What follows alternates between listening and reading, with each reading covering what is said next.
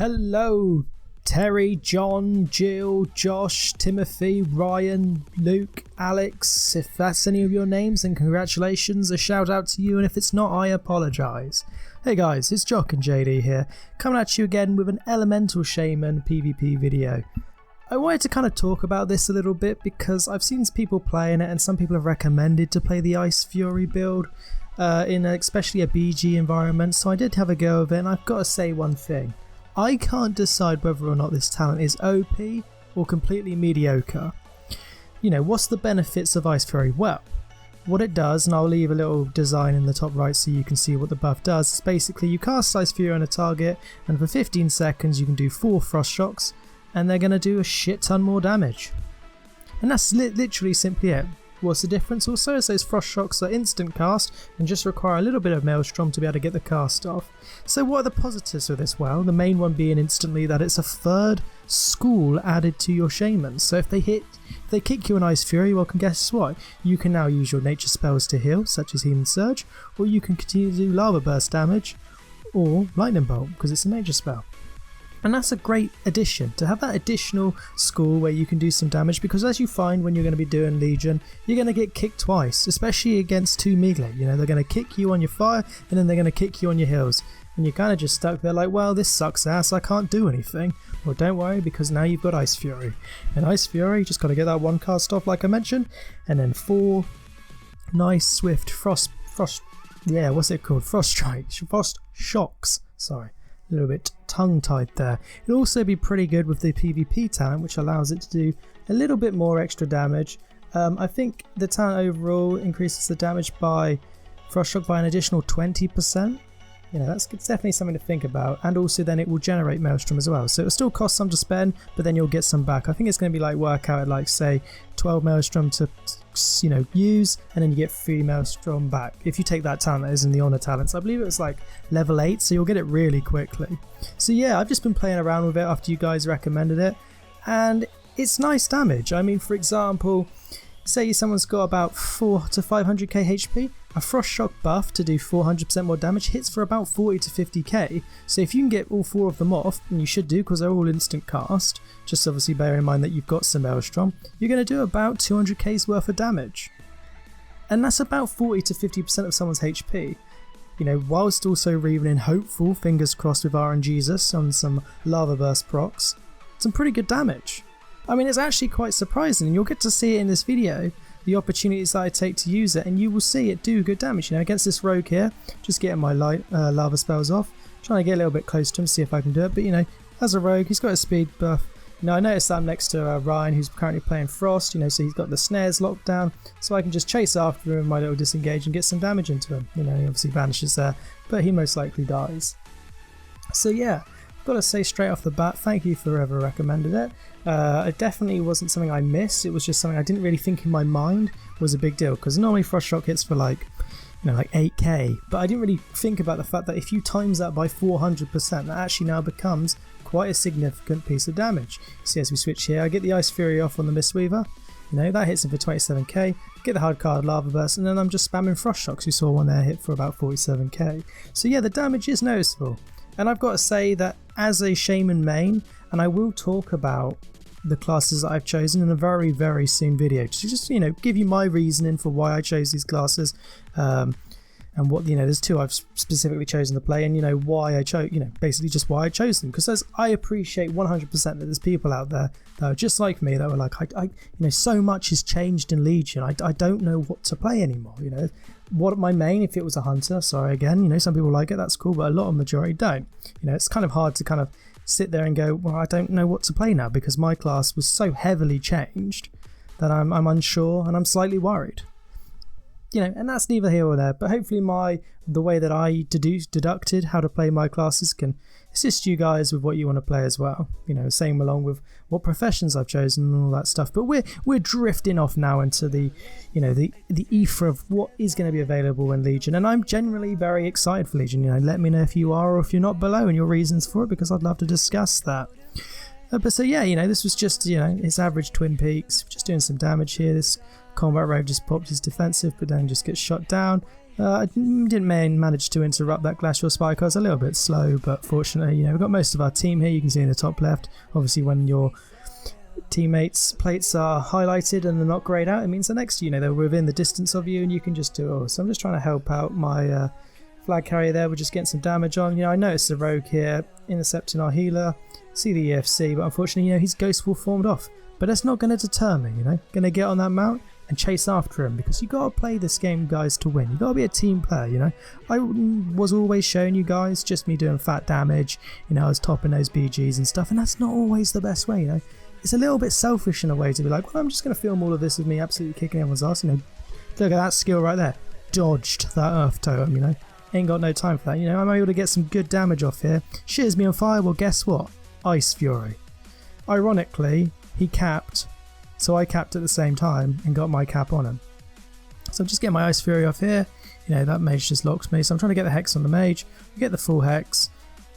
Luckily it doesn't get broken, but he does trinket in the end. So now we're back on the NML Shaman, but it brought us some time. Unfortunately, the rogue opens up on me, so I pop my defensive for the 40% damage reduction every minute and a half. Just trying to very carefully kite. Got the frost stocks applying still the slow on people. I'm just trying to get away from there, because unfortunately, you know, we kind of lose that bit there. They bring someone else, comes another healer assists, and we unfortunately take it down. So instead of dying, you know, I try to pull back and just kind of help my team to see if anyone else, you know, would come and assist. But unfortunately, by that time, our EFC, you know, our flag carrier died, and they capped the point. So as you can see here, I'm just kind of looking for the opportunity to get flame shockers on as many people, really trying to get those lava surge procs going and just get the damage out. You know, I've got the Icefury. It's an interesting one with Icefury, with really how the priority works. I still definitely think flame shock is the first default factor that you need to apply on your target that you're trying to kill, you know, just because it's gonna, you know, the earlier you get flame shock on, the quicker, and we pray in RNGesus, you're gonna get lava surge procs. You know, if they kick you on fire with your lava burst hardcast, then instantly apply that Icefury and start the frost shock, because by the time you've done Icefury and the 4 frost shocks, you're no longer kicked on fire, you've probably got a lava surge proc, and then you can continue to do more damage with either lava burst or elemental, you know, sorry, what's it called again? Not elemental? No, lightning bolt. That's the one. So I'm having a little bit of a moment. I don't know why I hexed that guy, seeing as that rogue flew up and DFA'd him, but it did also prevent him from being able to dodge the DFA. So you can take that any way you want, but it was actually a mistake to do that. So obviously, again, just going to get the flame shocks and everyone. You know, taking a quick look at the damage, seeing how well I'm doing on the spread pressure. You know, got a few things here, cast and a few hard lava bursts. Trying to get that cap zone down, stunned both of them. Looking for an opportunity here to stop this Windwalker from doing anything. Fortunately, I broke that polymorph. My bad. Apologies to everyone. So I'm just looking for the opportunity to get the hex off on him. You know, now we're all just kind of like trying to like spam as much damage. I call out a switch to the Mistweaver, so the mage is assisting me because I'm speaking to him on comms. We just try and put in as much damage as absolutely possible. And there you go, we took down the Mistweaver, and we can then start to obviously wipe out the whole base of all their team. You know, it's kind of just gone into a bit of a free-for-all now, because they are, you know, comfortably 2-0 up. So they're just going to kind of, you know, get involved. Nice 80k there. Very good damage. So yeah, we obviously, you know, 4 minutes left. You're not really going to win it. So I was kind of in the decision that, well, I guess the best thing to do is just try and, you know, get some jewels going, try and see if I can, you know, scale down the size of the battles. You know, also always try and pick up that Berserker buff just for the extra damage. Notice the Mistweaver's here. You know, shout outs to this Mistweaver. He's done a fantastic job with the amount of healing he's done for his team. Made it very difficult to actually signify kills, but he's been very poor with his positioning there, and obviously we just basically semicircle that bitch and just blow him up at the face of it. And that guy's consistently trying to polymorph this one person. A little bit questionable, seeing as he was the only one. This rogue opens up, so I try to get next to him and do a thunder shock, but he becomes immune to it, so it doesn't push him back. And we're just again just trying to get, you know, dot everyone up with the flame shocks. Just trying to hope for those lava surge procs so I can just get some instant cast damage and just finish him off. Luckily that rogue just killing spreed him, so instantly globaled him. And so yeah, guys, I must admit, I've enjoyed the ability of having Icefury. I like the fact that it adds, you know, it adds 2 more buttons essentially. You know, you've got the Icefury itself, and then you're definitely weaving in a lot more frost strikes. It just kind of makes you a lot more, you know, versatile on the situation. Nice little shock there. I must admit, with the changes to Lava Surge Tone, with it now being a 2-second charge for this 5-second stun, it's a lot easier to pull off. You know, and it's a lot harder as well for the opponent to kind of destroy it as well. So I think it's fair, because it still has that ability to be outplayed. You know, you still can very much kill the totem and it not go off, as opposed to something like a shockwave or a stormbolt, where pretty much the only thing you can really do as shadow is, if you're a night elf, is shadow form them, but you just, you know, so night shadow meld, you're just not going to really get that off. This rogue obviously opens up on me, so I get a nice thunder shock. I mean, I'm in good position in there. He grapple hooks on, just trying to get the flame shocks onto everyone. Fortunately, he does his ranged kidney shot, which I absolutely despise in the sky, so I'm looking for that lightning surge moment. I'm just trying to get as much damage, you know, weaving a couple of heals in there, trying to, you know, separate a little bit of dizziness, get that Icefury down, get the lava burst down.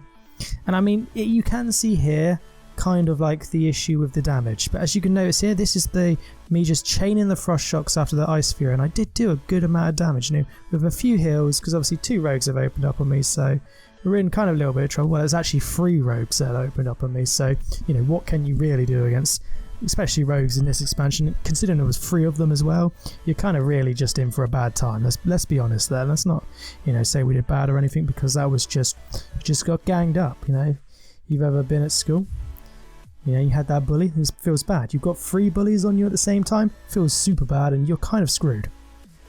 So as you can see here, just trying to get the flame shocks on both the rogues. I don't want him to get back into stealth. Bit of a gouge on me there, you know, fair play to him. He then breaks it because he's obviously ready to cast, but I've got my thunder shock ready. He grappling hooks away. God, grappling hook is annoying.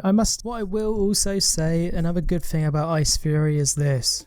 Obviously, a lot of casters suffer in Legion with the ability to do no damage on the move. Well, if you pre-plan for this, you cast your Icefury for 14 seconds now, you've got good damage on the move. Okay, it's only 4 casts, so it's not unlimited, but you know, in reality with global cooldown, that still takes about 4.5 seconds to do. You know, and you can kind of time it better, you can use it as a snow, it will still do big damage, so in reality, it's quite impressive. And I really should have sheared that glacial spike, but I didn't, because I'm edgy. And instead I want to force myself into a really bad position and get absolutely nuked. Fortunately, I call for the ability to need peels, and my mage is quickly able to address the situation and start peeling. So I start to spam heal and surge, because I noticed that the mages, they've both used their counter spell. And really well done, my mage rotates his polymorph, so he puts it onto the Shaman for a full 8 seconds and then rotates it to the mage for a full 8 seconds, allowing me to survive. And that again, guys, is a really critical point. Peel for your teammates. Instinctively you want to just do damage, and that's fair enough, and that's all cool, but peeling will make you win, and that is what we're all about. So guys, as always, I hope you enjoyed the video and my thoughts on Icefury. If you've got anything to contradict or anything else to add, then please let me know in the discussion below, and as always, see you later. Peace.